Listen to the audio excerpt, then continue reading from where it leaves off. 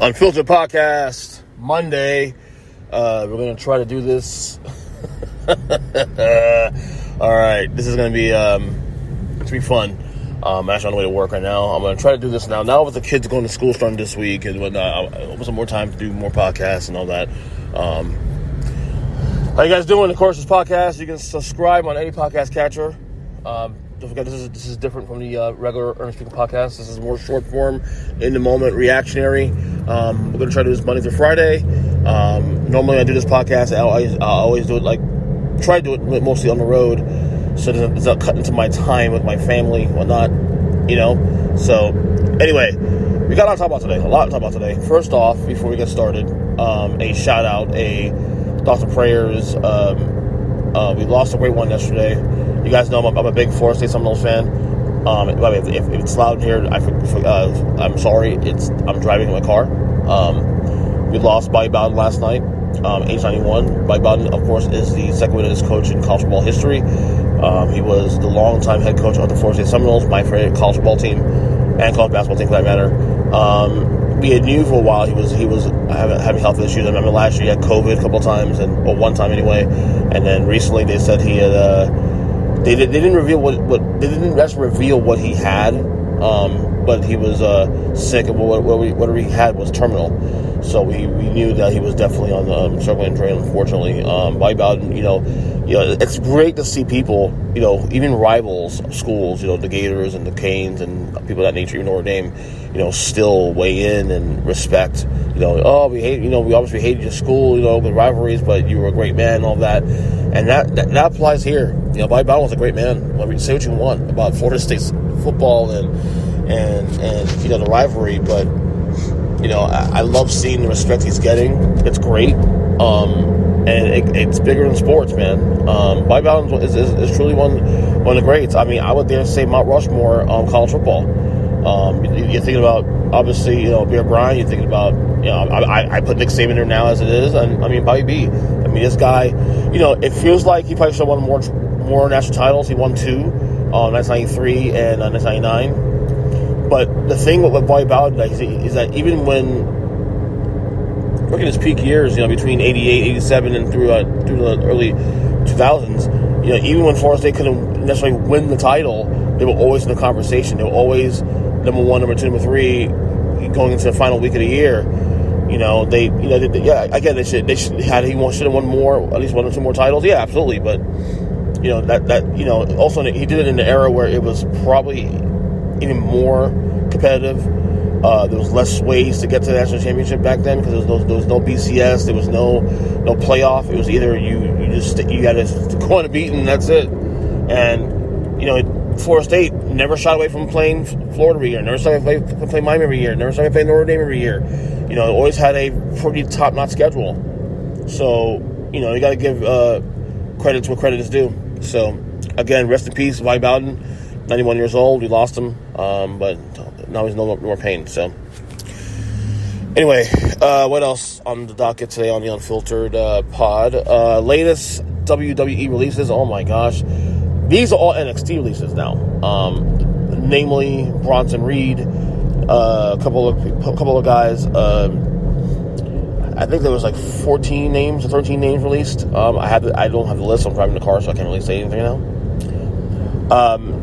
Again, this is another batch release now. So this is like 3 or 4 this year alone. You had the big one last week, Bray Wyatt.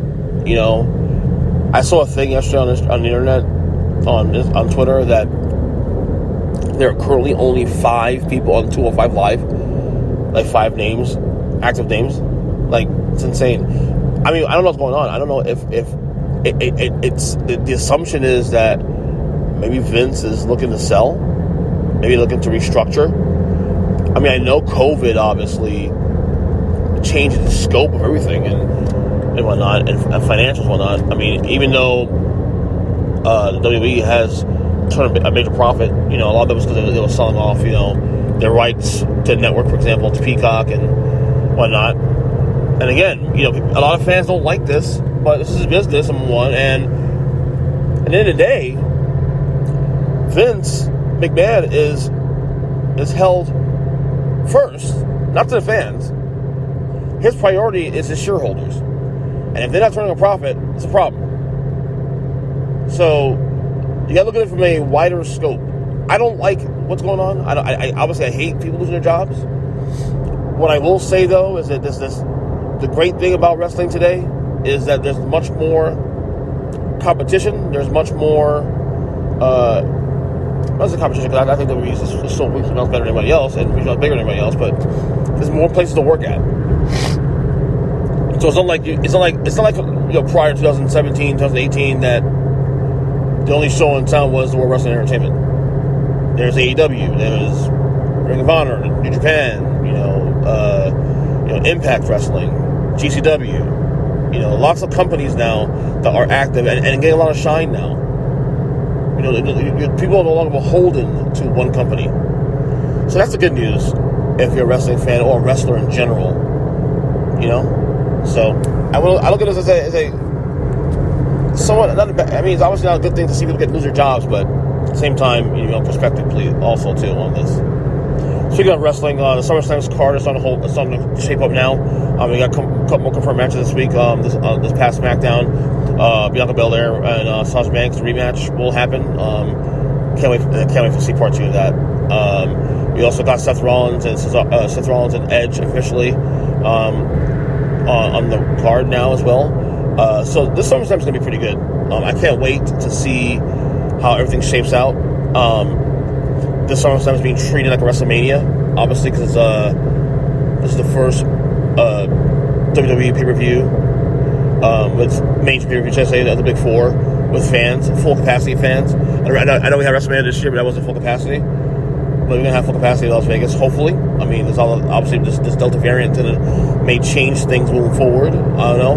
Because as of right now, the word is that SummerSlam will go on as advertised. So we can only hope and pray that that's going to be the case. So, all right. I did not watch the NFL Hall of Fame speeches or ceremony. I did see Troy Polamalu's badass bust, though. Holy crap. By far the greatest bust in the history of NFL Hall of Fame. Long hair and all that. Excellent job. Well deserved, too. I missed Peyton Manning's speech also, too. I heard he cried, and I saw Eli was crying, too. I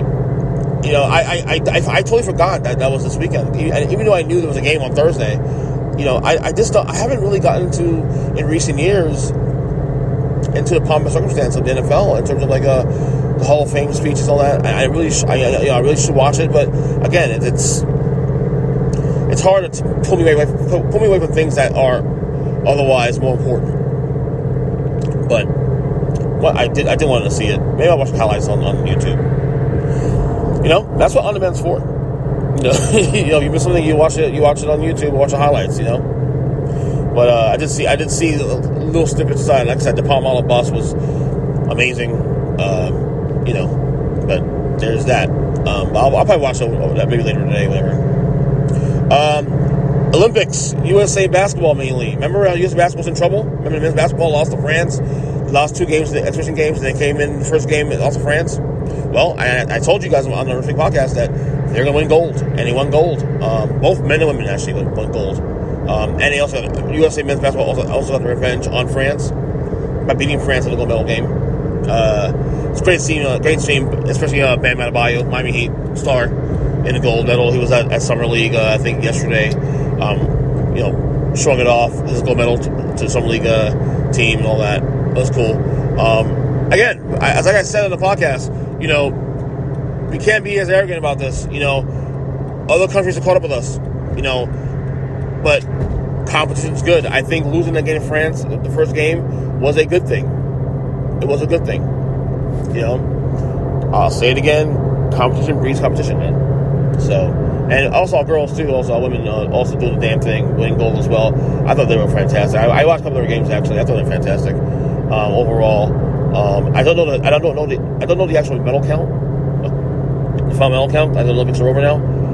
But yeah, great job by our men's basketball team and women's basketball team doing the damn thing. Boy. So I don't want to talk this down, but the New York Mets have officially fallen apart. They have lost 8 of 10 games. They just got swept by the Philadelphia Phillies. They started the weekend in first place in NL East, and now they are in third place in NL East. This team is frustrating to watch. You know, I've been a Met fan my entire life, pretty much since 1986, 87. And I just, I can't do it, man. It's just too much. You know, thank God football come back and basketball's on the corner too. You know, because it's enough. I can't.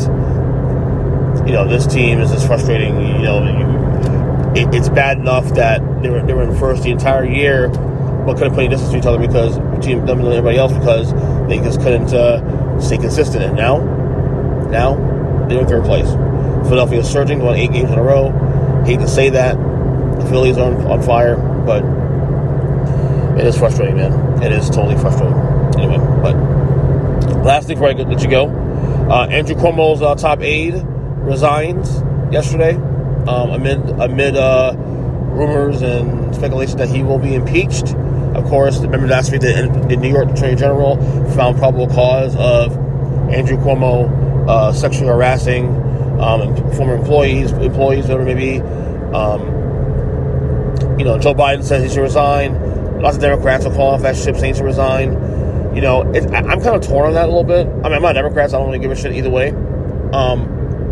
Because if this was Donald Trump, there's no way in hell he's resigning. Donald Trump's taking it through. You know, but it's bad luck here.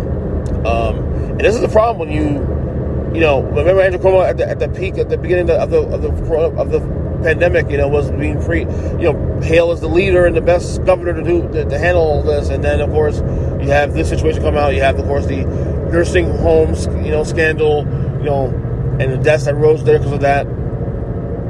It's a bad look, obviously. I mean, he should he should leave his dignity and resign. I don't think he will. You know, politics is addicting. You know, power is addicting. And I think he'll see this through. Which, I mean, is it add more fodder for us, people who curate this content and whatnot. But the right thing to do is resign, but he won't. But I don't know. You know, dignity. I don't know. Politics anyway, dignity. I mean, you really can't expect that anymore. So anyway, that's enough for me today on Monday, August 9th today? August 9th. On Twitter. EJChristian7. Check out all the podcasts. Of course, this podcast now, I'm going to try to start doing them every day, Monday to Friday. And my wrestling podcast, Take 3 Wrestling, as well, on all podcast catchers. Hi, Mike and Joe, by the way. How you doing? Talk to you guys later. Love you guys, and we'll see you to the next one.